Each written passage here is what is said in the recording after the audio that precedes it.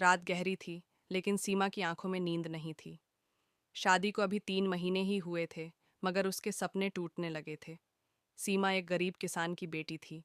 उसके पिता ने कर्ज लेकर उसकी शादी की थी, इस उम्मीद में कि बेटी ससुराल में खुश रहेगी।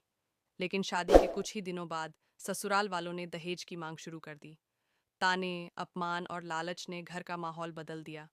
उससे पूछा जाता कि गाड़ी कब आएगी, पैसे कब मिलेंगे। उसका पति भी चुप रहने लगा, जैसे सब कुछ सही हो। आखिर एक दिन ससुराल वालों ने साफ कह दिया कि जब तक दहेज पूरा नहीं मिलेगा, इस घर में उसकी कोई जगह नहीं है। सीमा को मायके लौटना पड़ा।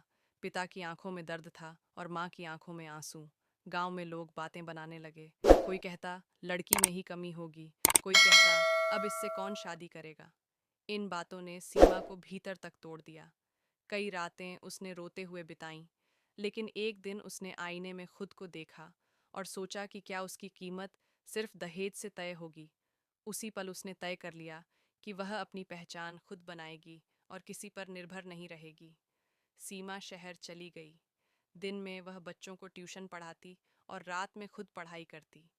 लोग उसका मजाक उड़ाते और कहते कि अब यह अफसर बनेगी, लेकिन उसने किसी की परवाह नहीं की। उसने प्रतियोगी परीक्षा की तैयारी शुरू की। पहली बार वह असफल हुई, दूसरी बार भी उसे सफलता नहीं मिली, लेकिन उसने हार नहीं मानी।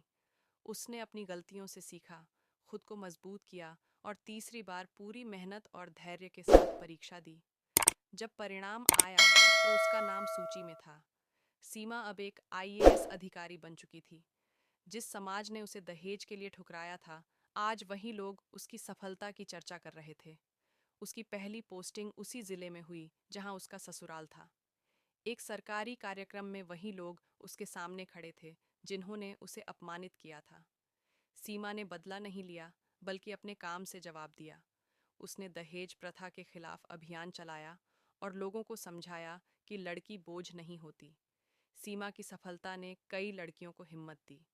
उसने साबित कर दिया कि सम्मान दहेज से नहीं, मेहनत और आत्मविश्वास से मिलता है। उसकी कहानी सिर्फ एक लड़की के अफसर बनने की कहानी नहीं थी, बल्कि उस सोच के बदलने की कहानी थी जो लड़की की कीमत पैसों से लगाती है।